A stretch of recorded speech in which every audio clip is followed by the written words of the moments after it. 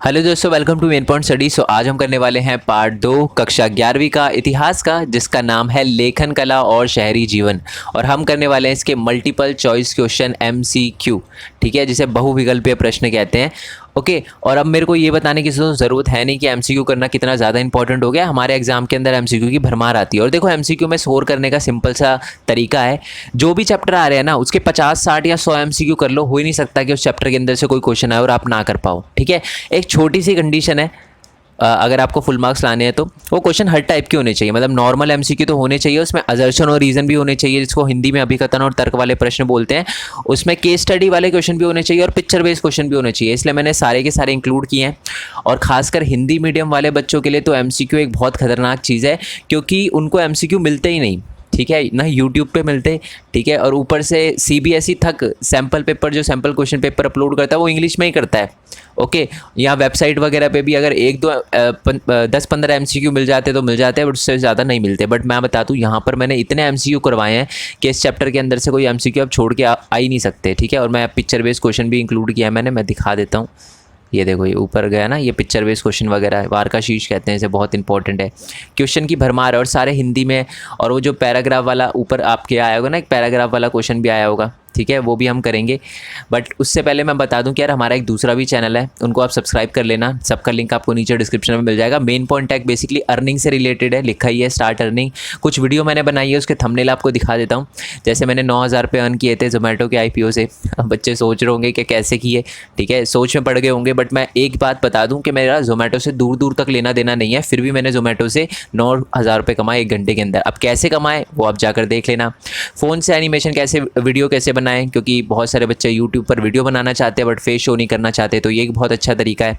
और साथ ही में मेरी पहली ऑनलाइन अर्निंग जो कि YouTube से नहीं थी, बहुत सारे बच्चों को लगता है YouTube से थी, बट वो YouTube से नहीं थी। जहाँ से भी थी उसके बारे में बताया।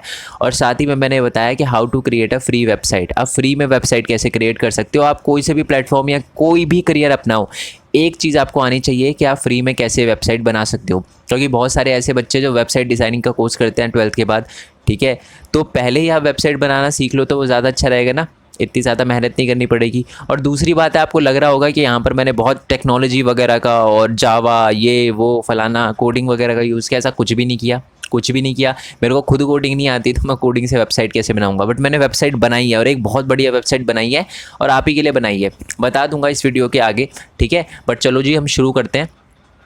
और ये एक बार ये सारे क्वेश्चन हो जाए ना, तो मैं एक बार बुक की PDF पे भी आपको लेके जाऊंगा। जो भी छोटी छोटी चीज़ें हैं जो मेरे को लगता है कि मेरे को आपको बतानी चाहिए, वो भी बताऊंगा, ठीक है। चलो, तो पहला क्वेश्चन है कि मेसोपोटामिया नाम ग्रीक शब्द मेसोस से लिया गया है, जिसका अर्थ है डैश, और पोटामिया का अर्थ है नदी, ठीक है। पहली बात तो एक क्वेश्चन से भी 100 क्वेश्चन बन सकते हैं, है ना। तो आपको ये क्वेश्चन आ सकता है कि मेसोपोटामिया किस भाषा से लिया गया शब्द है। तो मेसोपोटामिया ग्रीक भाषा से लिया गया शब्द है। इसका मैंने MCQ नहीं बनाया, क्योंकि पहले ही बता देना, फालतू में MCQ बनाने की क्या ज़रूरत है। और जो हमारा मेसोस है उसका मतलब आपको बताना है डैश है, और जो पोटामिया उसका अर्थ नदी है। तो मैं आपको बता दूं कि मेसोपोटामिया का मतलब होता है, मेसोस का मतलब होता है मध्य, बीच में, ठीक है, बीच में। और पोटामिया का मतलब होता है नदी। तो मैं आपको बता दूं, मेसोपोटामिया उस एरिया को बोलते हैं जो 2 नदी के बीच में है, ठीक है। अब वो कौन सी नदी है उसके लिए भी नीचे क्वेश्चन आएगा, इसलिए मैं आंसर नहीं बता रहा कौन सी नदी है, ठीक है। इसका आंसर तो समझ आ गया ना, फर्स्ट का C है। नेक्स्ट क्वेश्चन की बात करते हैं। मेसोपोटामिया अब डैश गणराज्य का हिस्सा है। देखो, आज आप देखोगे ना मैप में, तो आपको कोई भी कंट्री ऐसी नहीं मिलेगी जिसका नाम मेसोपोटामिया है, ओके। बट आज उसको अलग नाम से जाना जाता है। जैसे हमारे भारत को सिंधु घाटी सभ्यता बोला जाता था ना, वैसे ही जो हमारा मेसोपोटामिया है वो उसको पहले मेसोपोटामिया सभ्यता बोला जाता था, बट आज उसका नाम जो है वो इराक है। उस कंट्री का नाम जहाँ पर मेसोपोटामिया था उसका नाम इराक है। क्या नाम है? Iraq, okay. ईरान नहीं है, इराक है, ठीक है। मैं आपको वर्ल्ड मैप में भी दिखाऊंगा कि इराक कहाँ पर है और ईरान कहाँ पर है, ठीक है। चलो, नेक्स्ट क्वेश्चन वही है जो मैंने आपसे ऊपर बोला था कि मेसोपोटामिया 2 नदियों डैश और डैश के बीच की भूमि है। तो कौन सी नदी है वो? दजला और नील, फरात और नील, दजला फरात, उपरोक्त में से कोई नहीं। तो इसका आंसर तो आपको पता है।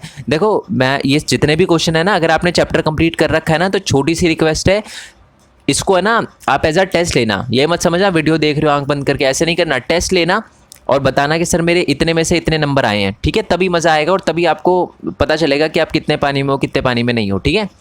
चलो, तो इसका आंसर तो आपको पता चल ही गया था।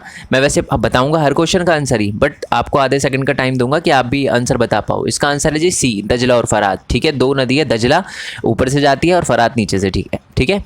चलो, नेक्स्ट क्वेश्चन है हमारा कि मेसोपोटामिया भूमि की पहली ज्ञात भाषा डैश थी। मैं आपको बता दूं, सबसे पहले मानी जाती है कि मेसोपोटामिया जो पहली भाषा थी वो कौन सी थी? अरबी, सुमेरियन, फारसी या अकदियन? तो मैं आपको बता दूं कि माना जाता है कि मेसोपोटामिया की पहली जो ज्ञात भूमि थी वो सुमेरियन थी। ठीक है, अब इससे रिलेटेड ही एक और फैक्ट बता देता हूँ। उसके बाद है ना, बहुत सारे अलग अलग कबीले के लोग, या मैं कहूँ एम्पायर के लोग, जाति के लोग आ गए। तो पहले फिर अकदियन लोग आ गए थे। अब उसके बाद उनका डोमिनेंस होने लग गया, उनकी भाषा फैलने लगी, तो सुमेरियन धीरे धीरे खत्म हो गई और अकदियन आ गई थी। ठीक है, बट इसका आंसर पहली भाषा पूछिए ना आपसे तो वो सुमेरी है। ठीक है, सुमेरियन या सुमेरी। नेक्स्ट क्वेश्चन की बात करते हैं। मेसोपोटामिया यूरोपीय लोगों के लिए महत्वपूर्ण था क्योंकि बाइबल के पहले भाग में डैश में इसका संदर्भ दिया गया है। अब इसका मतलब मैं आपको समझाता हूँ। देखो, मेसोपोटामिया में है ना, मैं आपको बता दूं, जो यूरोपीय लोग हैं ना, उन्होंने बहुत खोजबीन करी है। बहुत पुरातत्वविदों ने बहुत पैसे लगाए हैं यूरोप के लोगों ने। ठीक है, और यहाँ पर खोजबीन करी है। अब क्वेश्चन ये आता है कि यूरोप के लोगों ने क्यों कराई है। देखो, जब हम यूरोप की बात करते हैं तो क्रिश्चियन आते हैं, क्रिश्चियनिटी आती है ना। तो क्रिश्चियनिटी के एक बहुत बुक है, एक बहुत इंपॉर्टेंट बुक मानी जाती है, जैसे हमारी भगवत गीता है ना, तो बाइबल मानी जाती है क्रिश्चियन में। तो उनमें क्या होता है कि वो जो बाइबल है उसमें ना एक स्टोरी के बारे में बताया गया है, और वो स्टोरी हमें मेसोपोटामिया सभ्यता के अंदर भी देखने के लिए मिलती है। ठीक है, अब वो कौन सी स्टोरी है, पहले वो स्टोरी सुना देता हूँ क्योंकि स्टोरी से भी क्वेश्चन आएंगे। देखो, एक है ना, जब पूरी दुनिया तबाह होने वाली थी ना, तो हमारे जो जीसस क्राइस्ट थे उन्होंने एक बंदे को भेजा, मतलब पूरी दुनिया बाढ़ से तबाह होने वाली थी ये कहा जाता है।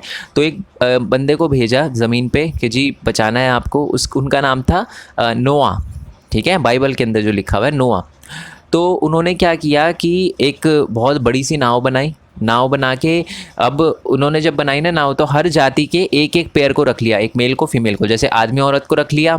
ठीक है, एक पक्षी की हर जितनी भी प्रजाति है ना, उन सबका एक पेयर रख लिया, एक मेल का एक फीमेल का, ताकि पॉपुलेशन बढ़ सके। और जब बाढ़ खत्म हो गई तो फिर वो पॉपुलेशन ग्रो करी, और आज पॉपुलेशन बहुत ज़्यादा ग्रो कर रही है। तो ये स्टोरी मानी जाती है।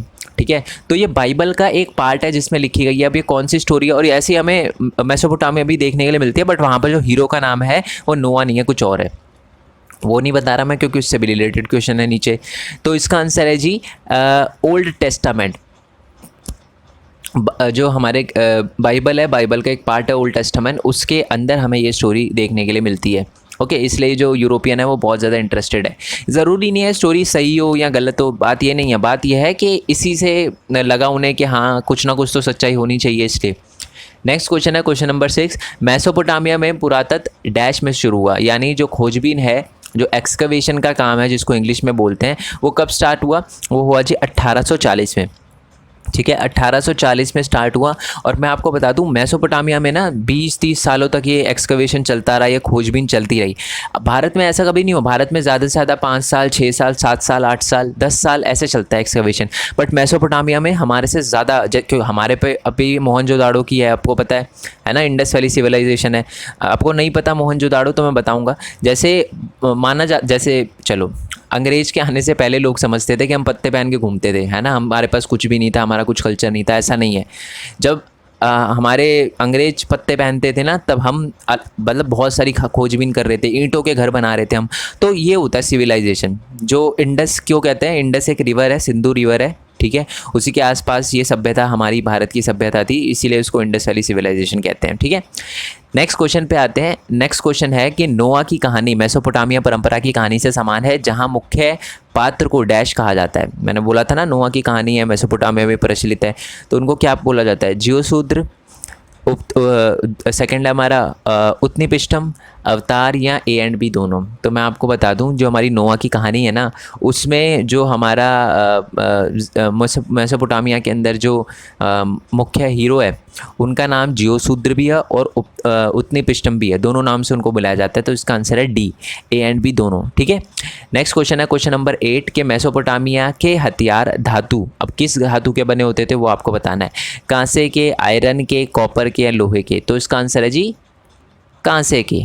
ठीक है, आधे सेकंड का टाइम इसलिए दिया कि आप बता पाओ कहाँ से के। अगर आपको लग रहा है ना मैं जल्दी बोल रहा हूँ तो वीडियो पॉज करके आंसर बताना, ठीक है। कहाँ से, अब ये कहाँ सा होता क्या है उसी से रिलेटेड नीचे क्वेश्चन भी है कि कहाँ सा डैश और टिन का मिश्रित धातु है। इसका मतलब क्या है, कांसा जो है वो ऐसे नहीं है कि हमें मिल जाता है, कांसे को बनाया जाता है टिन और एक दूसरे धातु को मिलाकर। अब वो किस धातु को मिलाकर है, लोहा, कॉपर, लीड या लेड बोलते हैं जिसे, यहाँ इनमें से कोई नहीं, ठीक है। तो मैं आप बता दूं इसका आंसर है जी कॉपर। जब हम कॉपर और टिन को मिला देते हैं ना तब बनता है हमारा कांसा, ठीक है। चलो ये भी हमें क्लियर हो गया। नेक्स्ट क्वेश्चन की बात करते हैं कि मेसोपोटामिया में सबसे पुराने शहर कांस्य युग के हैं, ठीक है। माना जाता है कि जब हमने कांसों का यूज़ करना शुरू किया था ना, जिस युग में हमने कांसों का यूज़ करना शुरू किया था उसी टाइम में वहाँ पर सबसे पहले शहर भी बसना स्टार्ट हुए थे। ये कब की बात है, यह है 3000 ईसा पूर्व की बात, यानी कांसा युग 3000 ईसा पूर्व था। अब है ना एक बहुत इंपॉर्टेंट चीज़ है जो आप समझ लो, ठीक है, क्योंकि पूरी ज़िंदगी अगर आपके पास हिस्ट्री रहने वाली है ना तो ये पूरी ज़िंदगी आपको कंफ्यूज करेगा अगर मैंने आज नहीं बताया तो आपको। देखो कभी कभी हम सोचते हैं कि सर ये ईसा पूर्व और ईसवी का डिफरेंस क्या होता है ना। इंग्लिश में इनको बोलते हैं BCE, या ना ईसा पूर्व को BCE बोलते हैं, और AD ये वर्ड आपने सुना होगा और बहुत ज़्यादा बच्चे कंफ्यूज होते हैं। मैंने देखा है बहुत सारे ग्रेजुएशन के बच्चे भी इसमें कंफ्यूज होते हैं। अभी होता क्या, देखो अभी कौन सा साल चल रहा है, 2021 चल रहा है, ठीक है। अब 2021 चल रहा है तो क्या हम सिर्फ 2000 साल से हैं, नहीं हम तो पहले से भी हैं। तो ये 2000 साल किसने फिक्स किया जी, 2000 साल है। तो मैं आपको बता दूं कि है ना जीसस क्राइस्ट माना जाता है कि 0 में पैदा हुए थे, मतलब 0 ईयर में जीसस क्राइस्ट पैदा हुए थे। और जीसस क्राइस्ट जी के पहले के जितने भी टाइम था ना उसको बोला जाता है BCE। यानी मान लो मैं अगर बात करूं जैसे अभी ये चल रहा है 2021 चल रहा है, ठीक है। अगर मैं आपको ये बोलूं कि आज से 2121 साल पहले, यानी 0 से भी 100 साल पहले का जो टाइम था उसको क्या कहेंगे, तो मैं बता दूं उसको कहते हैं हम 100 BCE, ठीक है जी, क्लियर हो गया। 100 BCE कहते हैं ये तो, क्योंकि ये वाले जो 2021 तो हो गया और फिर 100 साल और पीछे बोला तो 100 BCE बोला जाता है, ठीक है। जीसस क्राइस्ट से अगर हम 5000 साल पहले की बात कर रहे हैं तो 5000 BCE बोलेंगे। अगर जीसस क्राइस्ट से 3000 साल पहले की बात कर रहे हैं तो हम क्या बोलेंगे, हम बोलेंगे 3000 BCE या ईसा पूर्व जिसे बोलते हैं, यानी ईसा मसीह से पूर्व पहले, ठीक है जी। आई होप ये बात समझ आ गई हो। और ईसवी यानी ईसा मसीह के जन्म के बाद, ये ईसवी चल रही है, AD चल रही है इंग्लिश में बोले तो, और जो जीसस क्राइस्ट जी के जन्म से पहले चल रहा था BCE, ओके। तो अब इस क्वेश्चन का मतलब क्या है कि जीसस क्राइस्ट के जन्म के 3000 साल पहले ही कांसे का यूज़ होना स्टार्ट हो गया था मेसोपोटामिया में, ठीक है। तो जो क्रिसमस है वो मैं ये बता दूं कि वो जैसे 2000 हमारा है ना 2021 चल रहा है, तो ये जीसस क्राइस्ट का भी 2021 का जन्मदिन है, ठीक है। चलो नेक्स्ट क्वेश्चन की बात करते हैं, क्वेश्चन नंबर 11। मेसोपोटामिया के उत्तर में एक उत्तरी भूमि जिसे डैश कहा जाता है, जहां पशुपालन लोगों को कृषि से बेहतर आजीविका प्रदान करता है। सर्दियों की बारिश के बाद भेड़ और बकरियां यहां उगने वाली घास और कम झाड़ियों पर फीड करती है। अब इसका मतलब क्या है, इसका मतलब मैं आपको समझा देता हूँ कि ना हमारा जो मेसोपोटामिया है उसके उत्तर भाग में ना बहुत बड़ा सा मैदान है जहाँ पर लोग ज़्यादातर कृषि की जगह पशुपालन करते हैं, क्योंकि उनको लगता है कि पशुपालन ज़्यादा बढ़िया है, ठीक है, क्योंकि वो फिर भेड़ बकरियों को चलाने के लिए मिल जाते हैं और भेड़ बकरियों का दूध निकाल के चीज़ों का आदान प्रदान करने का काम करते हैं, ऐसी वो अपनी जीविका चलाते हैं, ठीक है। और सर्दियों में जब बारिश आ जाती है, बारिश हट जाती है, तो वो जो बड़ा सा एरिया था ना जिसका नाम आपको बताना है, उस क्षेत्र में वो अपने भेड़ बकरियों को चराने ले जाते हैं। तो जो बड़ा सा क्षेत्र है जो थोड़ा बंजर सा होता है बट बारिश के टाइम में थोड़ी हरियाली आ जाती है उस पर, तो उस क्षेत्र को क्या कहते हैं, क्रिस्प, स्टेपी जलभूमि या लीड लैंड, ठीक है, लीड लैंड जैसे बोलते हैं। तो इसका आंसर क्या है, इसका आंसर है जी स्टेपी। स्टेपी के मैदान, स्टेपी के क्षेत्र में को ही कहते हैं जो बड़ा सा क्षेत्र होता है जहाँ पर लोग अपने उसको पशु को चराने के लिए ले जाते हैं, ठीक है जी। क्लियर हो गया हमारे मेसोपोटामिया के उत्तर भाग में, ओके। नेक्स्ट क्वेश्चन है कि डैश का विभाजन शहरी जीवन का प्रतीक है। डैश का विभाजन, किसका विभाजन, घर का विभाजन, श्रम का विभाजन, जीवन का जीवन का विभाजन या समय का विभाजन। तो मैं आपको बता दूं कि ना जो हमारा श्रम है, श्रम का मतलब देखो मैं बताता हूँ, गांव में है ना खासियत होती है, गांव और शहर में क्या डिफरेंस होता है। गांव में हर बंदा ना अपने काम सारे खुद ही करता है, खेती भी खुद करेगा, ठीक है। अपने कपड़े भी खुद सिलने के काम करेगा फैमिली के अंदर ही वगैरह, जूते भी खुद कर लेते हैं, ठीक है, मटके वगैरह के भी ज़्यादातर होते हैं। तो बस ज़्यादातर काम है ना सारे एक ही फार्मर जो है, एक ही बंदा जो गाँव में ना अपने जितने ज़्यादा हो सके वो काम करने की कोशिश करता है। शहरों की क्या खासियत होती है कि यहाँ पर एक आप कह सकते हो स्पेशलाइज्ड है सारे के सारे। मेरे कहने का मतलब है अगर आपको लोहे का काम करवाना है शहर में कोई, तो आप लोहार के पास जाओगे, सोने का काम कराना है तो सुनार के पास जाओगे, है ना। तो मतलब यहाँ पर काम डिस्ट्रीब्यूटेड है, यहाँ पर श्रम विभाजित है। तो शहरी जीवन का एक मेन प्रतीक है दैट इज श्रम का विभाजन, ठीक है जी। तो इसका आंसर है बी। क्वेश्चन नंबर 13 की बात करते हैं, ये आगे जी पिक्चर बेस्ड क्वेश्चन। तो ये जो हेड है हमारा, बेसिकली ये जो हेड है वो हेड किसका है पहले तो आपको ये बताना है, ठीक है। तो इसको किस नाम से जाना जाता है इस हेड को, ठीक है। तो मैं आपको बता दूं कि इस हेड को बोला जाता है रेड लेडी शीर्ष, वारका शीर्ष, लारका शीर्ष या स्त्री साड़ी। तो इसमें से किस नाम से जाना जाता है, आई होप ये पता हो, बहुत इंपॉर्टेंट क्वेश्चन है। इसको बोला जाता है वारका शीर्ष। क्या बोला जाता है जी, वारका शीर्ष बोला जाता है, ठीक है। 3000 ईसा पूर्व से पहले, क्या मतलब ईसा मसीह के जन्म से 3000 साल पहले डैश में इस महिला के सिर को सफ़ेद संगमरमर से तराशा गया। यानी एक जगह थी मेसोपोटामिया के अंदर, वहाँ पर ये माना जाता है कि 3000 साल पहले एक जगह थी मेसोपोटामिया के अंदर, उसका नाम आपको बताना है, जहाँ पर इस लेडी की ये बनाई गई थी, सफ़ेद संगमरमर पे तराशा गया था इन्हें। तो वो जगह का नाम क्या है, मालिक, उरुक, स्टेपी या इनमें से कोई नहीं। तो इसका आंसर है जी उरुक, ठीक है। बेसिकली हमें उरुक जो हमारा एक क्षेत्र है मेसोपोटामिया के अंदर, वहाँ पर माना जाता है कि ये जो पिक्चर है ये बनाई गई थी 3000 ईसा पूर्व, 3000 साल पहले, ओके। ईसा मसीह के जन्म से 3000 साल पहले, यानी आज से 5021 साल पहले, है ना। 2021 तो ये हो गया और फिर 3000 साल पहले, समझ आ गया। चलो नेक्स्ट क्वेश्चन है कि आँखों और ये जो होते हैं ना भौरे, मतलब एक तरह से आईब्रो वगैरह कह सकते हो आप, ने शायद कर्मश डैश नीला और खोल जो है वो सफ़ेद और बिट्यूमेन यानी काला इनसे लिया होगा। मतलब इसका मतलब मैं समझा देता हूँ। इसका मतलब है कि पूरा वाइट संगमरमर से तो बनाया गया है इसको, बट बहुत सारी चीज़ें जो हैं उनकी आंखें जो हो गई और ये भौहें हो गई है ना, आईब्रो जैसे कहते हैं, ये सारी की सारी अलग अलग पत्थर से बनाई गई है, ठीक है। तो जो वाइट कलर का है वो तो संगमरमर हो गया, काला कलर का बिट्यूमेन डांबर हो गया, ये जो नीला कलर का उसको क्या कहते हैं, ब्लैक रूबल, लापिस लजूली जिसको हिंदी में लाजवर्द भी बोलते हैं, ठीक है, और बैक्टिक या अपना सफ़ेद रूबल। तो मैं बता दूं सफ़ेद रूबल तो छोड़ दो, काला रूबल भी छोड़ दो, क्योंकि कलर तो उसका नीला है, तो नीला तो होगा ना। तो इसका आंसर है वैसे लैपिस लजूली, लाजवर्द नीला, ठीक है। तो इस एलिमेंट से या इस मैटर से बनाया गया था इनका जो आँखें थी और ये सारा का सारा, ठीक है। चलो नेक्स्ट क्वेश्चन की बात करते हैं कि मेसोपोटामिया में परिवहन का सस्ता तरीका। मैं ना बहुत सारी चीज़ें आपको एक्सप्लेन भी करते जा रहा हूँ, क्योंकि अगर आपने चैप्टर की वीडियो नहीं देखी है वो भी मैंने अपलोड कर दी होगी, लिंक नीचे डिस्क्रिप्शन में दे दूँगा उसका भी। अगर वो मैंने अपलोड नहीं करी है अगर वो आपने नहीं देखी तो, और आपके एग्ज़ाम में मान लो टाइम भी नहीं है, 1-2 दिन ही है, तो यही वीडियो देखकर आप जाओगे तो कोई दिक्कत नहीं आएगी, इसलिए मैं थोड़ा एक्सप्लेन भी कर रहा हूँ, ठीक है। चलो मेसोपोटामिया में परिवहन का सबसे सस्ता तरीका, तो मैं आपको बता दूं बात ये थी कि मेसोपोटामिया में ना खेती होती थी सही, बट यहाँ पर खनिज पदार्थ नहीं थे, मेटल वगैरह जो कांसे वगैरह ना वो नहीं थे, ना टिन था अपना ना कॉपर था। पड़ोस के देशों में टर्की हो गया अपना, ईरान हो गया, लेबनान हो गया, यहाँ पर है ना धातु तो अच्छे थे बट यहाँ पर कृषि नहीं हुआ करती थी। तो हमने मेसोपोटामिया के लोगों ने लेन देन करना शुरू किया।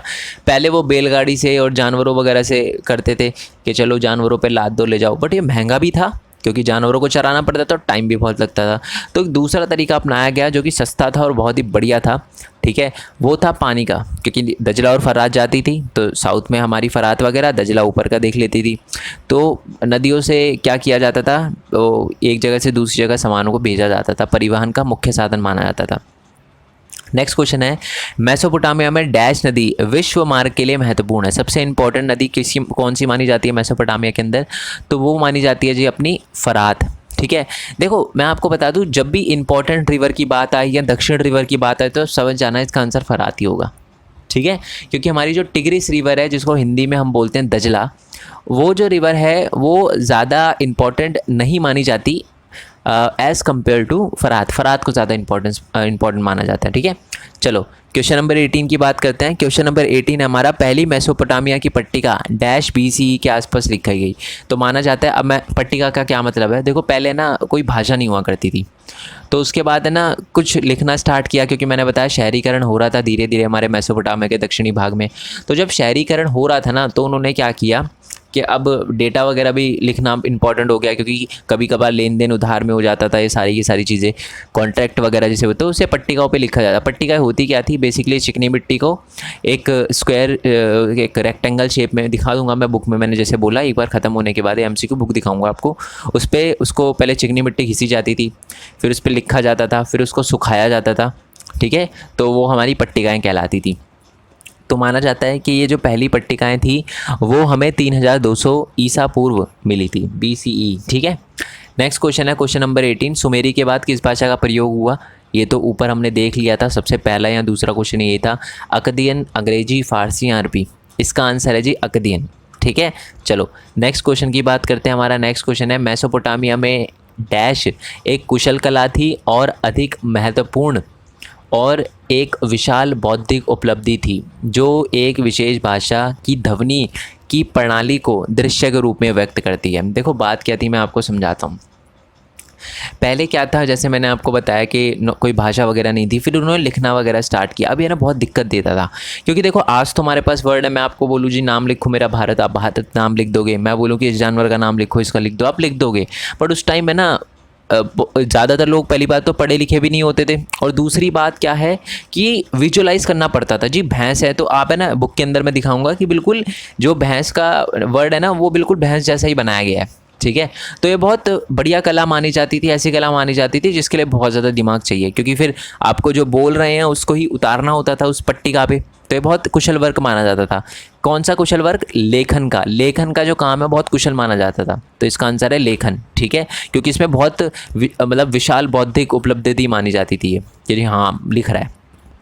ठीक है, नेक्स्ट है कि जी डैश मेसोपोटामिया के लोग पढ़ और लिख सकते थे। कितने लोग, कई लोग, केवल राजा, बहुत कम, या 1000 या 100 लोग। तो मैं आपको बता दूं, मेसोपोटामिया में सिर्फ और सिर्फ बहुत कम जो लोग थे वही लिख पढ़ सकते थे। उनकी पॉपुलेशन बहुत कम थी जो लिख पढ़ सकते थे। ठीक है, नेक्स्ट है हमारा question number 22, Uruk dash Uruk की शुरुआती शासक थे। मतलब माना जाता है कि उरुक पे सबसे पहले जो शासक थे, जिनका हमें पता चला है, मतलब और भी पुराने हो सकते हैं, बट जिनका हमें सबसे पहले ज्ञात हुआ है, जिसके हमें एविडेंस मिले हैं, वो कौन थे, सिकंदर, उरुकियन, एनमरकर या चार्ल्स। तो इसका आंसर है एनमरकर। ठीक है, बेसिकली इससे जुड़ी एक कहानी है, वो भी मैं आपको सुना देता हूँ। बात ये थी, माना जाता है कि इन्होंने सबसे पहले पट्टिका लिखी थी, ये भी एक स्टोरी है। क्या ना, ये अपना मंदिर सजाने के लिए बहुत अलग अलग टाइप के पत्थर चाहिए थे इनको, तो उन्होंने अपने राजदूत को बहुत दूर दूर भेजा। तो वो एक राजा के पास पहुंचा, वो बहुत पहाड़ वहाड़ पार करके अपने एक राजा के पास गया। उसने उनको बोला जी पत्थर दे दो।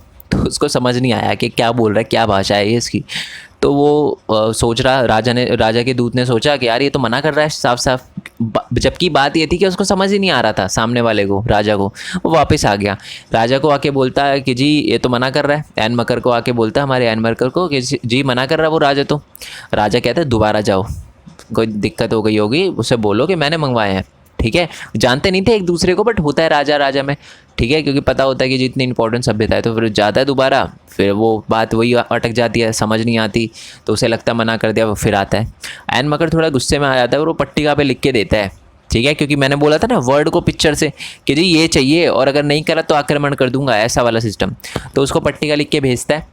ठीक है, अब ये कहानी का आगे क्या होता है ये तो नहीं बता रखा आपकी बुक में, बट ये माना जाता है कि ऐसे ही सबसे पहले शुरुआत हुई थी पट्टिका लिखने की। तो एन मकर को सबसे पुरानी माना जाता है कि इसने लिखी थी पट्टिका पहली। नेक्स्ट है कि जी क्यूनिफॉर्म शब्द डैश यानी क्यूनिस से लिया गया है। मतलब एक भाषा है, क्यूनिस जो है डैश भाषा का शब्द है, और क्यूनिस जो शब्द है उसका अर्थ है पच्चर या पच्चर, और फॉर्मा जिसका अर्थ है आकार। ठीक है, या मैं बोलूँ कीलाकार, पच्चर लिखा हुआ है यहाँ पर, कीलाकार वेज। तो कीलाकार शब्द जो कीलाकार के जो आकार थे, जो हमने पट्टिकाओं पे देखे थे ना, जो बिल्कुल गोद के बनाए जाते थे शब्द, चिकनी मिट्टी पे लिखे जाते थे पट्टिका पे। तो ये बताना है आपको कि जो क्यूनिफॉर्म है वो किस भाषा का शब्द है। तो वो लातिनी भाषा का शब्द है। ओके, नेक्स्ट क्वेश्चन की बात करते हैं। डैश प्रेम और युद्ध की देवी थी कौन? और इन्नन्ना, अवतार या उपरोक्त सभी? तो मैं बता दूं, जो हमारी क्या कहते हैं, इन्नन्ना थी, वो प्रेम और युद्ध की देवी थी। मोस्ट इंपॉर्टेंट क्वेश्चन है जी, बहुत ज़्यादा इंपॉर्टेंट क्वेश्चन है, ठीक है। क्वेश्चन नंबर 25, डैश चंद्रमा के देवता थे, कौन थे चंद्रमा के देवता? और इन्नन्ना, अवतार या उपरोक्त सभी? तो इसका आंसर है जी उर। और याद रखना, और एक जगह का नाम भी है हमारे मेसोपोटामिया में, जिसके बारे में हम आगे पढ़ेंगे। ओके, बट याद रखना ये हमारे चंद्र देवता भी हैं। नेक्स्ट क्वेश्चन की बात करते हैं कि मैं आपको बता दूं कि है ना, चलो पहले इसका थोड़ा सा कॉन्सेप्ट समझा देता हूँ। क्वेश्चन नंबर 26 के लिए बात ये होती थी कि है ना, नदी बहती थी, ठीक है। तो नदी में है ना, कभी कभार नदी की वजह से झगड़े भी हो जाते थे। अब कैसे हो जाते थे नदी की वजह से झगड़े? तो देखो, जो हमारी फरात रिवर है, उसके ऊपर जो रहते थे ना, उसके ऊपर वाले एरिया में जो लोग रहते थे, वो तो पानी यूज़ कर लेते थे और उस पानी को अपने खेतों तक ट्रांसफ़र कर देते थे। और इसी की वजह से जो नीचे वाले एरिया हैं, वहाँ पर रहने वाले जो कबीले हैं, उनको कम पानी मिलता था, तो इसलिए उनमें लड़ाई हो जाती थी। और जो जीतता था ना, वो राजा हारने वाले राजा के एरिया, या मैं बोलूँ नेता के एरिया को लूट लेता था, चीज़ें ले लेता था, और उनके एरिया के लोगों को गुलाम भी बना लेता था, ठीक है। अब क्वेश्चन आपसे ये पूछा है कि नेताओं ने ग्रामीण के आसपास बसने के लिए क्यों प्रोत्साहित किया? मैं आपको बता दूं, नेताओं ने बोला कि आप है ना, सारे के सारे आसपास बसो। वो जो कबीले के एक तरह से नेता होते थे, वो सबको कहते थे कि आसपास रहो। क्यों ऐसा वो क्यों बोलते थे? भोजन के लिए, पानी के लिए, एक साथ एक सेना को तेज़ी से प्राप्त करने में सक्षम होने के लिए, या एक साथ नाव बनाने में सक्षम होने के लिए। तो इसका आंसर बड़ा सिंपल है, सी। बात ये थी कि अगर मान लो कभी दपड़दू हो जाती है, लड़ाई वगैरह हो जाती है, तो आप साथ में हो ना, तो आप हमला कर सकते हो, ठीक है। तो इसलिए इसका आंसर है सी। एक तरह से सेना तेज़ी से बनाने के लिए वो चाहता था कि साथ रहे, और सेफ्टी भी होती है इससे, है ना। नेक्स्ट क्वेश्चन की बात करते हैं 27 के एक तकनीक मील का पत्थर था जिसे हम कह सकते हैं कि शहरी अर्थव्यवस्था के लिए उपयुक्त था। तो मैं आपको बता दूं, शहरी अर्थव्यवस्था के लिए माना जाता है एक सबसे इम्पॉर्टेंट चीज़ जो एक तकनीक थी। अब वो कौन सी थी वो बतानी है। नाव, कुम्हार का पहिया, सिंचाई प्रणाली या हमारा राजा? तो माना जाता है कि सबसे इम्पॉर्टेंट तकनीक जो उस टाइम थी हमारे शहरीकरण अर्थव्यवस्था में, वो थी कुम्हार का पहिया। अब कुम्हार क्या होता है? मटके बनाने वाला, पट्टिकाएँ बनाने वाला, ये वगैरह। पहिए से क्या लेना देना है? देखो, पहले है ना, पट्टिकाएँ बनाने में टाइम लगता था, बट जैसे ही वो कुम्हार का पहिया आ गया, तो आप देखते हो मटका भी जल्दी जल्दी वो घुमा के मटका बना लेते हैं। तो ऐसे तेज़ी से होने लगा काम, ठीक है। ऐसे इस कुम्हार के पहिए की आने की वजह से जो टाइम था ना हमारे कुम्हार का, वो बहुत ज़्यादा बचा, और इससे पट्टिकाएँ ज़्यादा हुई, लिखने की कला, मटके वगैरह, ये सारी की सारी चीज़ें बहुत तेज़ी से बनने लगी, ठीक है। जिससे क्या हुआ, डेवलपमेंट भी बहुत तेज़ी से होने लगा, और ज़्यादा पट्टिकाएँ मिलती थी तो ज़्यादा व्यापार होता था, है ना, ज़्यादा उधार पे होता था काम। मतलब अर्थव्यवस्था जो थी कहीं ना कहीं उस टाइम हमारे कुम्हार के पहिए पे डिपेंडेंट थी, कुम्हार पे डिपेंडेंट थी कि जी ये पट्टिका बनाएगा, है ना, ये लिखेगा, या लिखेगा नहीं तो कम से कम चिकनी मिट्टी से बनाकर आकृति तो प्रदान करेगा। तो ये काम है ना, फिर वो जब पहिया आ गया तो बहुत तेज़ी से कर पा रहा था हमारा कुम्हार। ओके, चलो क्वेश्चन नंबर 28 की बात करते हैं कि मेसोपोटामिया में डैश सह शताब्दी। अब ये सह शताब्दी का मतलब क्या होता है? सह शताब्दी का मतलब होता है जी 1000 साल, ठीक है। एक दशक का मतलब होता है 10 साल, ठीक है। और एक हमारी क्या कहते हैं उसको, शताब्दी को कहते हैं 100 साल, और एक सह शताब्दी को कहते हैं 1000 साल, ठीक है जी, समझ आ गया। तो मेसोपोटामिया में डैश सह शताब्दी ईसा पूर्व, ठीक है, यानी ईसा मसीह से जन्म से, अगर एक शताब्दी लिखा होगा तो 1000 साल पहले, दो सह शताब्दी लिखा होगा तो 2000 साल पहले, ये लिखा हुआ है, तक बेलनाकार पत्थर की मोहरें आ गई थी जो केंद्र में छेदित की जाती थी। मैं समझा देता हूँ इसका मतलब क्या है। हमारे मेसोपोटामिया में, इसके लिए मेरे को अभी पिक्चर दिखानी पड़ेगी आपको, मैं दिखा दूंगा। तो मेसोपोटामिया में, चलो पहले दिखा देता हूँ तभी आपको समझ आएगा अच्छे से। तो इंग्लिश में हो गया, थोड़ा हिंदी में दिखा देता हूँ आपको। थोड़ा सा नीचे आते हैं, नीचे, और फिर ये देखो, ये पट्टिकाएँ वगैरह है। डोंट वरी, मैं सारे ले जाऊँगा, चीज़ें आपको अच्छे से समझाऊँगा, बट पहले तो वो मोहरे वाला क्लियर कर देता हूँ कि वो क्या था। देखो, तो ये क्वेश्चन बोल रखा है क्या ना, एक टाइम था कि जब, अब वो कौन सी सह शताब्दी है वही बताना है आपको, कि जब है ना ऐसी मोहरें होती थी। अब ये ना, ये बीच से खोखला है तो इसमें लकड़ी डाली जाती थी या कोई भी स्टिक वगैरह डाली जाती थी, और उसको रोल कर दिया जाता था इस पे, पट्टी कहाँ पे, तो एक्चुअल में जो इस पे मोहरे पे पूरा घुमावदार ये गोल जो बिल्कुल आसपास बना हुआ है ना मोहरे के, वही है ये। मोहरे को डंडी से ऐसे घुमा दिया गया यहाँ पर तो ये बन गया, इस मोहरे को इस पट्टी पे घुमा दिया गया तो जो इस पे बना हुआ था वही बन गया, तो जो इस मोहरे पे, तो ऐसे करके। अब ये कब की बात है, ये बात है जी एक सहस्राब्दी की, ये देखो लिखा होगा पहली सहस्राब्दी की। समझ आ गया, तो आई होप ये बात आपको क्लियर हो गई हो। तो इसका आंसर है जी पहली सहस्राब्दी, यानी ईसा मसीह के जन्म के 1000 साल पहले से ही ये मोहरे वाला सिस्टम आया था, उससे पहले पट्टी का नॉर्मल हुआ करती थी। ठीक है, नेक्स्ट क्वेश्चन है मेसोपोटामिया समाज डैश परिवार। मेसोपोटामिया समाज में डैश परिवार थे, कैसे परिवार थे, परमाणु परिवार थे, संयुक्त परिवार थे, मिक्स परिवार थे या विभाजित परिवार थे। तो इसका क्या आंसर है, यहाँ पर पक्का आप गलत करके आओगे। वैसे इसका आंसर मैं बता दूं, परमाणु परिवार थे। अब यह परमाणु का मतलब क्या होता है, एकल। एकल का मतलब होता है एक हम न्यूक्लियर फैमिली नहीं सुनी, जैसे कि सिर्फ माता पिता और बच्चे, तो ये हुआ करते थे हमारे मेसोपोटामिया में, यानी पूरी जॉइंट फैमिली नहीं हुआ करती थी। ठीक है, और अगर जैसे कोई लड़का है उनका और उसकी शादी हो जाए तो वो भी माता पिता के साथ ही रहता था, बट वो भी एकल में आता था। ठीक है, चलो नेक्स्ट क्वेश्चन है कि उर एक ऐसा शहर था जिसके साधारण घरों में डैश, साधारण घरों को डैश में व्यवस्थित रूप से उत्खनन किया गया था। मतलब मैं आपको बता दूं, उर जो है, मैंने बताया था ना उर जगह का नाम भी है, तो उर पे जो एक्सकवेशन का काम है ना, खुदाई का काम है और घरों को देखने का काम है, ये कब शुरू हुआ, ये क्वेश्चन है आपका। ठीक है, तो अब बताओ क्या आंसर होना चाहिए हमारे क्वेश्चन नंबर 30 का। तो मैं आपको बता दूं, हमारे उर के शहर में जो माना जाता है कि सबसे पहले एक्सकवेशन का जो काम हुआ था वो 1930 1930s में हुआ था। एस पता है क्यों लिखा है, यानी ये फिक्स नहीं है, 1931 में भी हुआ था, 32, 33, 34, 35, 36 ऐसे के टाइम में हुआ था। तो यानी 1930s के टाइम में हमारे उर के अंदर ये सारा का सारा एक्सकवेशन का काम शुरू हुआ था, जहाँ पर साधारण घरों को देखा गया था और उसका उत्खनन किया गया था। ओके, चलो नेक्स्ट क्वेश्चन है, मैंने बोला था केस स्टडी वाला क्वेश्चन और पैराग्राफ वाला क्वेश्चन। अभी पैराग्राफ है क्या, मैं थोड़ा पहले समझा देता हूँ, क्योंकि एक एक लाइन पढ़ूंगा तो आपके लिए बहुत डिफिकल्ट हो जाएगा, है ना। बेसिकली बुक का ही टॉपिक है। मैं दिखा दूँ क्या कौन सा टॉपिक है बुक का, जस्ट अ सेकेंड मैं दिखा देता हूँ। ये बुक का है जी हमारा ये वाला टॉपिक। देखो पहले लिखे ना 2000 ईसा पूर्व के बाद मारी की राजधानी, तो अब देखो यही दिखाता हूँ मैं आपको। ये देखो 2000 ईसा पूर्व मारी की राजधानी, तो ये बुक का ही टॉपिक है। ठीक है, मैं बता देता हूँ इसके अंदर क्या लिखा है। इसके अंदर बेसिकली एक है कि 2000 ईसा पूर्व यानी ईसा मसीह के जन्म से 2000 साल पहले ना जो मारी की राजधानी थी वो बहुत ज़्यादा फूल रही थी, बहुत फल फूल रही थी। और उसके बाद जो हमारे कुछ लोग थे वहाँ पर फरात नदी थी दक्षिण के मैदान के अंदर, तो मारी भी दक्षिण के अंदर ही था, तो दक्षिण का जो मैदान था वहाँ पर फरात रिवर थी, फरात नदी थी।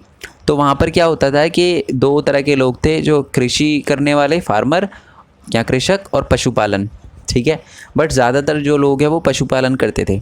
ठीक है, और इसी की वजह से इन दोनों में लड़ाई चलती रहती थी। अब लड़ाई क्यों चलती है यार, वो पशुपालन है, पशुपालन करे वो कृषि करे, तो लड़ाई किस चीज़ की, लड़ाई पता है किस चीज़ की, दोनों की एक दूसरे से इसलिए नहीं बनती थी क्योंकि जो हमारे किसान थे वो हमारे पशु पालने वाले लोगों को इसलिए पसंद नहीं करते थे क्योंकि ये होते थे खाना बदोश। ठीक है, और कभी कभी खाने के चक्कर में ये कृषि किसानों के जो एरिया होते थे उनको लूट लिया करते थे, तो इसलिए किसान पे भरोसा नहीं करते थे। और जो हमारे पशुपालन है करने वाले जो हैं, है ना, वो किसानों पे भरोसा इसलिए नहीं करते थे या उन पे गुस्सा इसलिए करते थे क्योंकि हमारे जो किसान थे, जैसे कि मान लो एक नदी है, नदी के आसपास तो किसानों के वो होते थे, खेत होते थे, तो वो है ना अपना वो जानवरों को ले जाने की परमिशन नहीं देते थे हमारे किसान, कि जी तुम ये जो पशु पालने वाले को ये नहीं बोलते थे कि जी आप इसको पार करके जा सकते हो, मना कर देते थे। ओके, तो यही एक बहुत बड़ी प्रॉब्लम थी जिनसे उनमें लड़ाई वगैरह चलती रहती थी। ठीक है, और उसके बाद आपको बताया है कि जो मेसोपोटामिया की सभ्यता है वो बहुत ही मिश्रित है। बहुत सारे अलग अलग एरिया के लोग जो हैं वो मेसोपोटामिया में आकर बसने लगे थे। बहुत अलग अलग टाइप के लोग थे। ओके, अलग अलग जाति के लोग थे और वो अपने भगवान को भी मानते थे। ठीक है, और मेसोपोटामिया के भी भगवानों को मानते थे, ये बता रखा है, देवी देवताओं को मानते थे। ठीक है, अब ये पढ़ लेना, कोई दिक्कत नहीं। वैसे क्वेश्चन तो इससे रिलेटेड कर ही रहे हम, है ना। तो पहला क्वेश्चन है कि मारी के राजा किस समुदाय से थे। चलो ये पहले मैं दिखा देता हूँ। तो मारी के बारे में बता दिया ना, तो मारी के जो राजा थे, वैसे तो मैं वैसे बता दूँ आपको कि एमराइट से थे, बट फिर भी मैं आपको दिखा देता हूँ। ठीक है, कि कहाँ पर लिखा हुआ है कि मारी के राजा अमेरी थे। ठीक है, अमेरी समझ आ गया ना आपको, एमेराइट को ही अमेरी कहा जाता है, मैं ऊपर भी दिखा देता हूँ। अमेरी थे बेसिकली, आपको समझ आ गया ना, एमेराइट से अमेरी शासक थे, यानी वो एक जगह से आए थे और वो मेसोपोटामिया के मूल निवासी नहीं थे, भिन्न थे वो। उनके कपड़े भी मेसोपोटामिया के बाकी मूल लोगों से अलग हुआ करते थे और वो आए थे। ठीक है, और उसके बाद वहाँ पर राजा बने वो। ठीक है, तो समझ आ गया, मारी के राजा थे वो अमेरी थे। अमेरी को एमेराइट भी बोला जाता है, अमोराइट भी बोला जाता है। ठीक है, चलो नेक्स्ट क्वेश्चन है हमारा 32 कि स्टेपी के देवता कौन थे। तो मैं आपको बता दूं कि हमारे जो अलग अलग कबीले के लोग, जैसे मैंने बताया कि अपने भगवानों को भी मानते थे और दूसरे भगवानों को भी।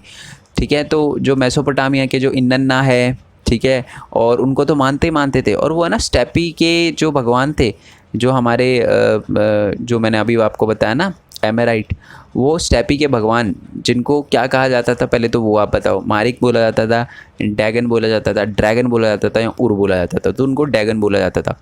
स्टेपी पता है ना, स्टेपी वो बहुत बड़ा क्षेत्र। ठीक है, क्योंकि वो खाना बदोश होते थे, ज़्यादातर कृषि वगैरह से पशुपालन करके अपना काम चलाते थे, तो इसलिए उस ज़मीन को वो अपना भगवान मानते थे। ठीक है, तो वो क्या करते थे वहाँ पर इन्नन्ना और उनको तो मानते थे और साथ में हमारे डैगन को भी मानते थे। ठीक है, वो उसी क्षेत्र से आए थे। ठीक है, तो इसलिए वो उनको भी मानते थे। तो ये पूरा का पूरा बता रखा है। नेक्स्ट क्वेश्चन हमारा कि मारी में अधिकांश क्षेत्र का उपयोग डैश के रूप में किया जाता था। बकरी वगैरह भेड़ चराने के लिए, कृषि के लिए, मंदिर के लिए, बंजर भूमि। तो मैंने आपको बता ही दिया था, ज़्यादातर लोग जो हैं मारी के अंदर बकरी व भेड़ वगैरह चराने के लिए यूज़ करते थे ज़मीन का। ज़्यादातर जानवर ही पालने वाले लोग हुआ करते थे हमारे मारी के अंदर। ठीक है, चलो अभी तक देखो हमने 3 एरिया के बारे में पढ़ा है, उरुक, उर, मारी। ये 3 बहुत इंपॉर्टेंट जगह है हमारे मेसोपोटामिया के अंदर। ठीक है, नेक्स्ट क्वेश्चन नंबर 34 की बात करते हैं। मारी में डैश और किसानों के बीच संघर्ष हुआ था। किसान के परिवार और किसान के बीच में, चरवाहे और किसान के बीच में, व्यापारी और किसान के बीच में, या राजा और किसान के बीच में। तो आपको पता ही है कि मारी के अंदर है ना, हमारे चरवाहे जो थे, जो खाना बदोश थे, उनके और किसानों के बीच में लड़ाई चलती रहती थी, संघर्ष चलता रहता था।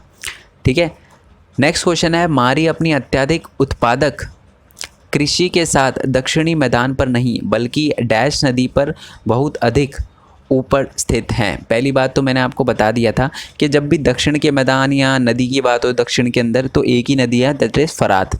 ठीक है, पर इसमें लिखा हुआ क्या है, ये बता रखा है कि जो मारी है वो अत्यधिक उत्पादक कृषि के साथ साथ, मतलब दक्षिणी मैदान में है ना, वो जो बहती थी ना, तो वो अपने साथ बहुत ज़्यादा ऐसी मिट्टी लाती थी जो उपजाऊ होती थी। वैसे दक्षिण का एरिया हमारे रेगिस्तानी एरिया था हमारे मेसोपोटामिया के अंदर, बट वहाँ पर भी कृषि हो जाती थी, क्योंकि जो हमारी फरात रिवर थी, वो अपने साथ बहुत ज़्यादा उपजाऊता लेकर आती थी, उपजाऊ मिट्टी लेकर आती थी, और वहाँ पर खेती हुआ करती थी इसी की वजह से। ठीक है, तो यही बता रखा है। अब मारी कहाँ पर स्थित है, ये फरात रिवर के आसपास स्थित है। ओके, चलो, तो मतलब मैंने आपको बता दिया। देखो, रिवर के बारे में अगर पहले चैप्टर में से कोई क्वेश्चन आता है और आप कंफ्यूज होते हो, तो ज़्यादा चांसेस है कि फरात पे ही लगा हुआ। ठीक है, चलो नेक्स्ट क्वेश्चन पे आते हैं कि 2000 ईसा पूर्व में शहर डैश शहर मेसोपोटामिया की शाही राजधानी के रूप में विकसित हुआ। कौन सा शहर? मारी शहर। ये तो पहली लाइन ही है हमारे उसकी, मैंने आपको बताया था। नेक्स्ट है कि मारी का लोकप्रिय राजा कौन था। तो मारी का एक लोकप्रिय राजा होता था। ठीक है, और माना जाता है जो मारी का लोकप्रिय राजा था वो था हमारा जिम्रिलिम, और उसने अपना एक बहुत बड़ा पैलेस भी बनाया था। अब उस पैलेस से रिलेटेड ही क्वेश्चन है नीचे कि उस पैलेस के अंदर, उस महल के अंदर, पैलेस को महल कहते हैं, उस महल के अंदर कितने कमरे थे? 260 कमरे थे, दिखाऊंगा मैं अभी आपको। ओके, नेक्स्ट क्वेश्चन है हमारा कि 39 है कि तांबा, टिन, तेल और शराब, कई अन्य सामान जो नाव में डैश के साथ तुर्की, सीरिया और लेबनान के खनिज समृद्ध ऊपरी इलाके के बीच ले जाया जाता था। तो है ना, हमारे तांबा, टीन, शराब वगैरह ये लाया जाता था हमारे तुर्की वगैरह, सीरिया वगैरह से, और खाने की चीज़ें वहाँ पर भेजी जाती थी। किसके द्वारा भेजी जाती थी? टिग्रिस नदी के द्वारा। नाव से भेजा जाता था ना, तो नदी होगी। नील नदी के द्वारा, फरात के द्वारा, गंगा के द्वारा। तो मैंने आपको बताया था जब रिवर का नाम होना तो आप समझ जाओ, ज़्यादातर है ना टिग्रिस से ही होता था। ठीक है, ईरान से होता था बेसिकली, सॉरी फरात है इसका आंसर, फरात से होता था। मैंने आपको बताया था ना, फरात ही लिखना है ज़्यादातर पे आपको। और जो दजला थी हमारी, दजला जो नदी थी जिसको इंग्लिश में टिग्रिस बोलते हैं, वो ईरान से ट्रेड करने के लिए, व्यापार करने के लिए यूज़ करी जाती थी। ठीक है, चलो क्वेश्चन नंबर 40 समझा देता हूँ, थोड़ा बड़ा क्वेश्चन है। क्वेश्चन ये है कि मारी में जो मारी एक बहुत ही समृद्ध शहरी केंद्र था, ठीक है। वहाँ पर लकड़ी, पत्थर, दाख मधु, या बहुत सारी चीज़ें, मतलब मदिरा जिसे बोलते हैं, ठीक है, और भी बहुत सारी चीज़ें एक जगह से दूसरी जगह पर ले जाई जाती थी, ठीक है। तो अब वो क्या होता था, नाव से ले जाई जाती थी, तो कुछ अधिकारी निरीक्षण भी करते थे और कुछ चीज़ें उसमें से 1/10% एक का 10वां हिस्सा अपने पास भी रख लेते थे कि जी हमने चेकिंग करी है, हमारे एरिया से जा रहा है, तो इसका कुछ पार्ट वो खुद भी रख लेते थे, ठीक है। तो है ना, एक जो एक पट्टिका से हमें पता चला है कि तांबे का है ना एक बहुत आइलैंड जो था वो तांबे के लिए बहुत ज़्यादा मशहूर था। तो उसका नाम क्या था, वो साइप्रस पे था। साइप्रस एक टापू जैसा है, दिखाऊंगा मैं आपको, मैप में भी दिखाऊंगा। चलो पहले दिखा देता हूँ, ठीक है। तो ये पूरा हमारा ईरान है, इराक है, सॉरी, मेसोपोटामिया ही थी, ठीक है। ये हमारा ईरान है, नीचे की तरफ हमारा साउदी अरेबिया है, और ये जॉर्डन वगैरह दिख रहा है, और इस तरफ में हमारा नीचे की तरफ इजिप्ट है, ये ऊपर तुर्की वगैरह है, तुर्की से भी व्यापार किया जाता था जैसे मैंने बताया आपको। और ये देखो दिख रहा है साइप्रस, साइप्रस पे ही एक टापू था, ठीक है, और उस टापू का नाम था, वही टापू का नाम आपको बताना है। वैसे चलो मैं बता देता हूँ, अलेशिया था, ठीक है, ये देखो अलाशिया था, ओके। तो इसका आंसर है बी, ये टिन के लिए बहुत ज़्यादा मशहूर था, ओके। चलो नेक्स्ट क्वेश्चन की बात करते हैं कि गिलगिमेश कौन था। मारिक का राजा, मारी की नदी का नाम, हवा के भगवान, या एन मकर के बाद उरुक के शासक। तो माना जाता है कि हमारे जो गिलगामेश थे वो कब आए थे, किसके बाद आए थे। तो हमारे जो गिलगामेश थे वो माना जाता है कि एन मकर जो थे ना हमारे, ठीक है, एन मकर थे, उसके बाद के शासक गिलगामेश थे। सबसे पहले तो माने जाते हैं पुराने उरुक के शासक, तो मैंने आपको बताया था ना कौन, एन मकर माने जाते हैं, और उसके बाद के शासक को गिलगामेश बोला जाता है, ठीक है। गिलगामेश है ना एक बहुत काव्य वगैरह चीज़ें पट्टिका पे उन्होंने लिखी थी, कुछ कहानी लिखी थी उन्होंने एक पट्टिका पे नहीं, बहुत सारी पट्टिका पे, कितनी पट्टिका पे उसका भी एक क्वेश्चन है नीचे, बट आगे बढ़ जाते हैं पहले। चलो यही क्वेश्चन आ गया। तो मेसोपोटामिया के लोगों ने अपने शहर में जो गर्व महसूस किया उसका एक मार्मिक अनुस्मारक हमें गिलगामेश महाकाव्य के अंत में आता है, जो डैश पट्टिका में लिखा गया था। कितनी, 12 में, 15 में, 18 में या 20, कितनी पट्टिकाओं में लिखा गया था। तो इसका आंसर है जी 12 पट्टिकाओं में लिखा गया था, ठीक है। पता स्टोरी सुनो। बात यह है कि मेसोपोटामिया के बाद एन मकर के बाद जो हमारे राजा थे गिलगामेश सही थे, बड़ी महंगी बातचीत थी उनकी, सब सही चल रहा था, बट उनका दोस्त मर गया। अब वो उन्होंने सब कुछ त्याग दिया और चले गए।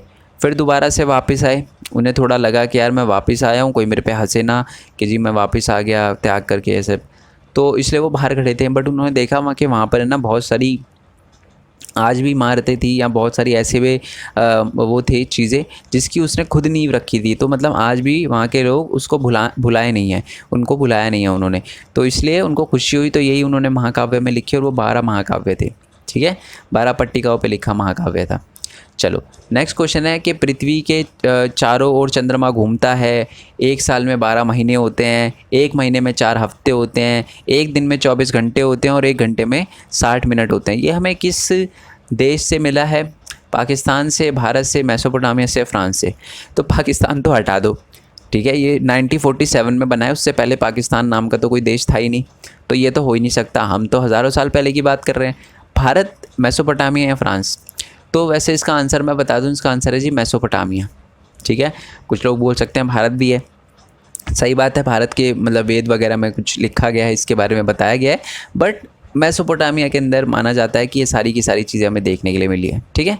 चलो नेक्स्ट क्वेश्चन पे आते हैं। नेक्स्ट क्वेश्चन है हमारा कि डैश 625 ईसा पूर्व में बेबीलोनिया को आइसीरियन वर्चस्व से मुक्त किया।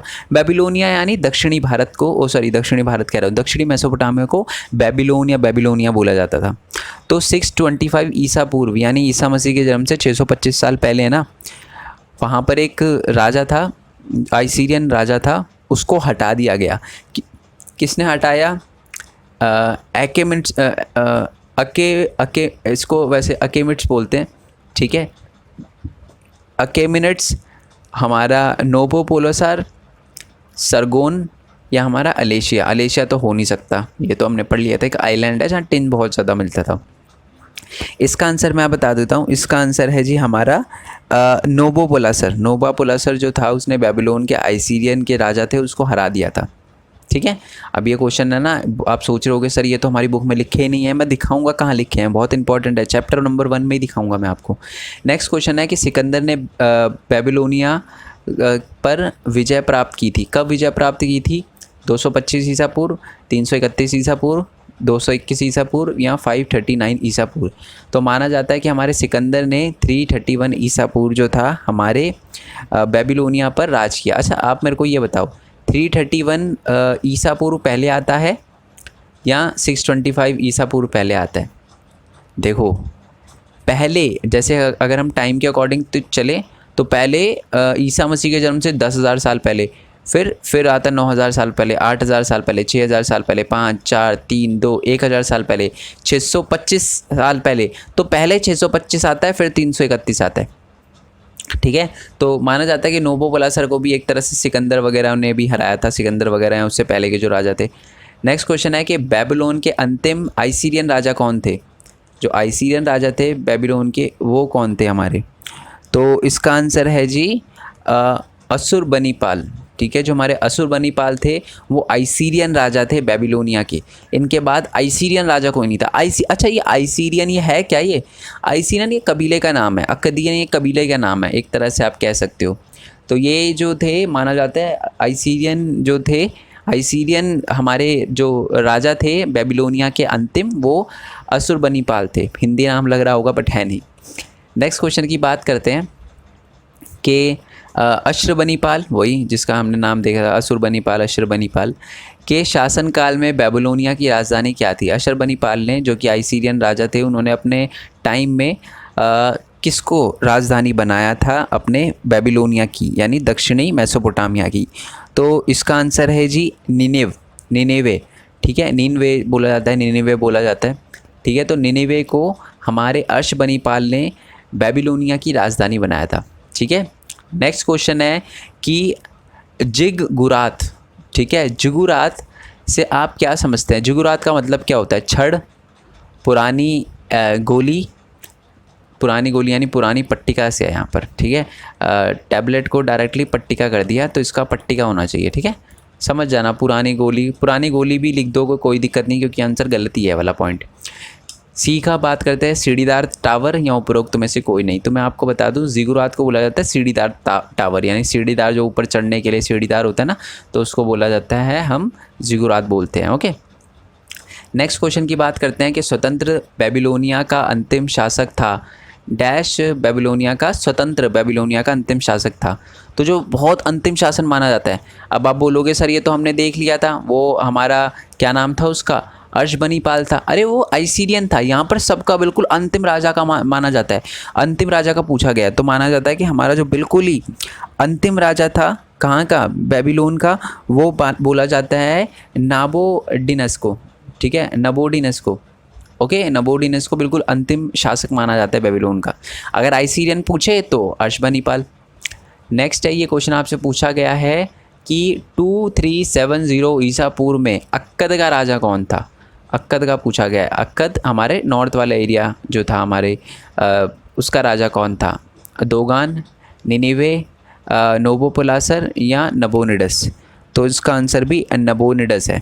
ठीक है, तो इसका मतलब आपको क्या समझ आया कि हमारा जो नबोनिडस था वो अक्कदियन राजा था। इससे रिलेटेड और भी क्वेश्चन आया था ना हमारा कि जो हमारे नबोनिडस थे वो अंतिम शासक थे, और वो किस उसके थे, किस आप कह सकते हो कबीले के थे? तो वो अक्कदियन थे, अक्कदी भाषा बोलते थे वो। ठीक है, अब एक बार पहले तो मैं आपको मैप दिखा देता हूँ दोबारा से। ठीक है, ये इराक है, ये ईरान है। ठीक है, टिग्रिस रिवर जो हमारी फ़रात थी वो यहाँ, सॉरी दजला थी यहाँ, फ़रात ये नीचे की टाइम, ये तहरानी, अलग अलग देश दिख रहे हैं, टर्की वगैरह नीचे, या इस तरफ की साइड में इजिप्ट है जो आपको दिख नहीं रहा। ठीक है, और साथ में नीचे की तरफ सऊदी अरेबिया है, ये इराक, बगदाद, समझ रहे हो? चलो, ये सारा का सारा हमें हो गया क्लियर। अब मैं एक बार बुक से आपको दिखा देता हूँ। ठीक है, तो थोड़ा सा इसे जूम आउट कर लेते हैं। चलो, थोड़ा सा इसको 80 पे लेके जाते हैं। चलो, अब थोड़ा शुरू से आ जाओ। हाँ जी, तो ये मेसोपोटामिया के अंदर जो अलग अलग भाषा थी ये मैं आपको बता चुका था कि मेसो को बोला जाता है मध्य में, पोटामिया को बोला जाता है जी दो नदी के बीच में, ठीक है। और यहाँ पर ये बता रखा है, ये पूरा का पूरा बता रखा है जी इराक़ के अंदर है, दो नदी है फ़रात और दजला, यूफ्रेटर टिग्रिस, जिसका नाम मैं बार बार इंग्लिश में ले रहा था, ठीक है। और बहुत माना जाता है कि ये पहले लेखन प्रणाली यहीं शुरू हुई, फिर दूसरी कंट्री में फैली, जैसे कि हमारे टर्की वगैरह में फैली, हमारे इजिप्ट में फैली, ठीक है। फ़ाराओ थे ना, राजा थे हमारे मिस्र के, उन पे फैली ये सारा का सारा। फिर बताया गया कि यहाँ पर पहली जो भाषा थी वो सुमेरी भाषा थी, सबसे नोन भाषा मानी जाती है। उसके बाद जैसे अलग अलग राजा आते गए, अलग अलग भाषा प्रचलित होती गई, तो सुमेरी भाषा को किसने हटाया था?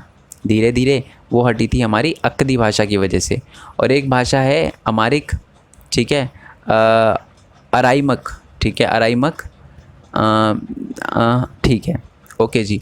अरामाइक एक भाषा थी, वो भी, उसका भी यूज़ किया जाता था, ठीक है। और आज भी बहुत सारे इलाकों में इसका यूज़ किया जाता है। उसके बाद ये मैंने बताया था आपको, एक्सकवेशन वगैरह स्टार्ट हुआ था यहाँ पर 1840s में, ठीक है। और एक नोआ की कहानी जो थी वो मैंने बताई थी आपको टैब। और मैंने आपको ये भी बताया था कि ओल्ड टेस्टामेंट भी यहीं कहीं लिखा होगा, ठीक है। ओल्ड टेस्टामेंट से लिया गया था पूरा का पूरा ये मैंने मेसोपोटामिया का बता दिया कि उत्तर में स्टेपी के मैदान थे। और हाँ, ये वाला खेती का याद रख लो, ये क्वेश्चन है जो मैंने उसके अंदर इंक्लूड नहीं किया। माना जाता है कि जो हमें खेती के साक्ष्य ना वो 7000 ईसा पूर्व के हैं, ठीक है, यानी आज से ऑलमोस्ट 9000 साल पहले, है ना। 2000 ये हो गए और 7000 पहले, तो 9000 से 8000 साल पहले के वो माने जाते हैं हमारे कि यहाँ पर खेती हुआ करती थी, ठीक है। चलो, यहाँ तक हमें क्लियर हो गया, ओके। उसके बाद मैंने आपको शहरीकरण का बताया था, श्रम विभाजन का एक क्वेश्चन था, है ना। और ये हमारा 3000 साल पहले माना जाता है कि वहाँ पर कांस्य युग था। वारकाशीश के बारे में क्वेश्चन था हमारा, और इंग्लिश में लैपिस लजूली बोला जाता है इसको, वो भी मैंने आपको दिखाया था, ठीक है। शहरों में माल की आवाजाही कैसे होती थी? नाव से होती थी। और ये देखो ये वर्ड, ये बैल, देखो बैल की तरह लग रहा है ना, मैंने बोला था ना आपको, इसलिए बहुत इंपॉर्टेंट माना जाता था लिखने वालों को, ठीक है। और पहली पट्टिका 3200 साल पहले मिली थी, ये भी मैं आपको बता चुका हूँ। 5000 से ज़्यादा शब्द थे। और ये देखो कीलाकार पट्टी पे लिखा गया है ना। देखो आज के मुकाबले तो ये कोई भी कर लेगा, बट उस टाइम के मुकाबले सोचो कि कितना इम्पॉर्टेंट माना जाता था, मतलब कितना बढ़िया लग रहा है देखने में, ठीक है। आपको भी बहुत ज़्यादा मेहनत करनी पड़ेगी अगर आपको ऐसा बनाना है। और उस टाइम कैसे बनाया होगा सोचो, बिना कुछ टेक्नोलॉजी वगैरह किसी भी चीज़ के, ओके। बनाई कैसी जाती थी बता ही चुका, चिकनी मिट्टी होती थी, उसको रब किया जाता था, ठीक है। फिर उसको प्लेन किया जाता था, सरफेस को जैसे जैसे प्लेन किया गया, फिर लिखा जाता था इस पर गीली पे ही, और फिर उसको सुखाया जाता था। तो देखो आज भी चमक रही है, इतना चमकाया उसको, ठीक है। तो ये सारा का सारा। और ये क्यूनिफॉर्म मैंने आपको बताया था, लातिनी शब्द था। एक एक लाइन से मैंने क्वेश्चन बनाया है, हर एक चीज़ से मैंने क्वेश्चन बनाया है। और ये मैंने आपको बताया सबसे कुशल माना जाता था लेखन कार्य को। साक्षरता बहुत कम थी, ये पहली लाइन ही लिखी हुई है कि मेसोपोटामिया में बहुत कम लोग पढ़े लिखे थे, ठीक है। और फिर ये एम्बेराइट की कहानी सुनाई थी ना, हमारे उरुख के राजा थे वो, जो अपना मंदिर को बनवाने के लिए दूसरे जगह पर भेजा गया उसको, ये सारी की सारी बातें, ठीक है। और ये हमारी इन्नन्ना यहीं पर है, इन्नन्ना। और जो हमारी कौन थे दूसरे वाले, चंद्रमा के देवता, ठीक है, उर जिनका नाम था, ओके। और ये सारा का सारा मतलब एक एक लाइन मैंने कवर कराई। मैंने बोला कबीले जो थे वो एक दूसरे से लड़ते रहते थे नदी के चक्कर में, ये पूरा का पूरा यहाँ पर लिखा हुआ है, ठीक है। मोहरों के बारे में तो मैंने आपको बता ही दिया था। शहरी जीवन, यहाँ पर न्यूक्लियर फैमिली होती थी, एकल परिवार, जिसको परमाणु परिवार भी बोलते हैं। एकल परिवार याद रखना है, ये थोड़ा सही वर्ड है, ठीक है। अच्छा एक और बात यार, अभी तक अगर आप वीडियो देख रहे हो ना, तो मैंने एक वेबसाइट बना दी है जिसके बारे में मैंने शुरुआत में ही बताया था, ठीक है। और बिल्कुल खुद से बनाई है। और बता दूं वो वेबसाइट आप ही के लिए है, मैं वहीं पर नोट्स और एमसीक्यू वगैरह अपलोड करूँगा, ठीक है। चैप्टर के नोट्स भी वहीं पर आपको मिलेंगे। तो जाना गूगल पे और लिखना मेन पॉइंट स्टडी, ठीक है। एंटर मारना गूगल पे, यूट्यूब पे नहीं, गूगल पे। तो पहले तो यूट्यूब चैनल आएगा मेरा, ऑब्वियस सी बात है। उसके नीचे आपको मेरी वेबसाइट मिलेगी mainpointstudy.in करके, वहाँ पर आपको सारे एमसीक्यू वगैरह मिल जाएंगे। देख के डाउनलोड करना, जैसे करना वैसे करना, टेस्ट देना, ठीक है। चलो, और अभी मैंने बता ही दिया आपको, तो उसको एज अ टेस्ट लेना, ठीक है। और देखो ऐसा नहीं है कि आप अगर वो सिर्फ एमसीक्यू कर लोगे तो निपट जाओगे, ऐसा नहीं होगा। देखो आपने सोचा होगा यार, अगर मैं भी ये क्वेश्चन समझा रहा हूँ तो मेरे को समझाने की क्या ज़रूरत है, डायरेक्टली पीडीएफ दे सकता था आपको।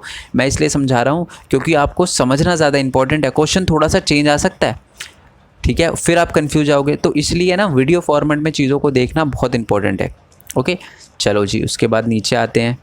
थोड़ा सा उसके बारे में, वही 2000 साल वो पूरा पैराग्राफ था, ये तो मैंने कॉपी करके डाला था, है ना, पैराग्राफ वाला क्वेश्चन। ये ज़िम्रिलिम के बारे में बता रखा है, 260 मकान थे इसके, है ना। ये भी हमारे राजा माने जाते हैं, मारी के बहुत इंपॉर्टेंट राजा हैं। ओके, ये अलेशिया के बारे में मैंने आपको बताया था ना, टापू था हमारे किसके अंदर, साइप्रस के अंदर, ठीक है। ओके, ये सारा का सारा मेसोपोटामिया, शहरी संस्कृति, और ये लेखन प्रणाली की देन, 12 महीने होते हैं एक साल में, 1 दिन में 24 घंटे होते हैं, 4 हफ्ते होते हैं एक महीने में, ये भी हमने मेसोपोटामिया से लिया। और वो जो मैंने वो राजाओं वाले क्वेश्चन थे ना, राजाओं वाले यानी ये अशुरबनीपाल वाले क्वेश्चन, अलेक्जेंडर वाले क्वेश्चन, ठीक है, नोबोपोलासर वाले क्वेश्चन, वो इन दोनों के दोनों पैराग्राफ से लिए गए हैं, इन दोनों बॉक्सेस से लिए गए हैं। तो ये करना आप बिल्कुल मत भूलना, ठीक है। ओके, अब एक और बात बता दूं यार कि हमारा एक टेलीग्राम चैनल भी है, ठीक है। Main point study 11th arts का स्क्रीनशॉट दिख रहा होगा आपको स्क्रीन पे, उसको आप ज्वाइन कर लेना, क्योंकि एमसीक्यू वगैरह वहीं पर मैं पूछता हूँ, बातचीत भी होती रहती है, आपको कुछ पूछना है वहाँ पर पूछ सकते हो आप मेरे से। ओके, और साथ ही में मैं आपको बता दूं कि हमारे मेन पॉइंट टेक का तो मैं बता चुका हूँ, उसके अलावा भी हमारे अलग अलग चैनल हैं, जैसे कि मेन पॉइंट गेमिंग हो गया, ठीक है, मेन पॉइंट स्टडी हो गया, यूनिक वर्ल्ड हो गया, और मेरा व्लॉगिंग चैनल है। सबका लिंक आपको नीचे डिस्क्रिप्शन में मिल जाएगा। जिस तरीके से आपने मेन पॉइंट स्टडी को सपोर्ट किया ना, ठीक है, मैं सच बता रहा हूँ, मैंने कभी सोचा नहीं था कि मेरे सब्सक्राइबर बढ़ेंगे, ठीक है। मेरे को लगा था 1-2 हज़ार सब्सक्राइबर हो जाएंगे और मैं निपट जाऊंगा, ठीक है। जितना पढ़ाना था मैं 1-2 हज़ार सब्सक्राइबर में ही पढ़ा पाऊँगा, इससे ज़्यादा कभी बढ़ ही नहीं पाऊँगा। बट आज इतने सब्सक्राइबर हैं कि इतने बच्चे कॉल करके बोलते हैं कि सर बहुत अच्छा गया हमारा टेस्ट, सारे क्वेश्चन वही आए। तो एक है ना, एक दिल से खुशी मिलती है कि यार मेरे एफर्ट की वजह से किसी को, ये सच बता रहा हूँ, मेरा जो चैनल सब्सक्राइब ही 13,000 पे हुआ, चैनल मोनेटाइज ही 13,000 सब्सक्राइबर पे हुआ था। बहुत लोगों को ये बात नहीं पता, लोग तो 1,000 सब्सक्राइबर नहीं कर पाते, मैंने 13,000 सब्सक्राइबर किए थे और फिर भी मेरा चैनल मोनेटाइज नहीं था, क्योंकि मैंने वो पैसे कमाने के लिए बनाया नहीं था। मैंने सिर्फ़ और सिर्फ इसलिए बनाया था ताकि जो बच्चे हैं वो थोड़ा सा पढ़ सके, उनको कोई दिक्कत ना आए, खासकर हिंदी मीडियम वाले बच्चों के साथ, ठीक है। तो ऐसे ही सपोर्ट करते रहना यार, मैं ट्राई करूँगा आपके लिए ऐसा ही कंटेंट हमेशा लाता रहूँ, ठीक है। सो दूसरे चैनल का लिंक आप सबको नीचे डिस्क्रिप्शन में दे रखा है, इंस्टाग्राम फेसबुक वगैरह पे आप फॉलो करना चाहो तो कर सकते हो, सबका लिंक आपको नीचे डिस्क्रिप्शन में दे रखा है। बाकी नेक्स्ट वीडियो के लिए स्टे ट्यून, तब तक के लिए थैंक यू सो मच। जय हिंद, जय भारत, वंदे मातरम। Thanks for your support, bye bye.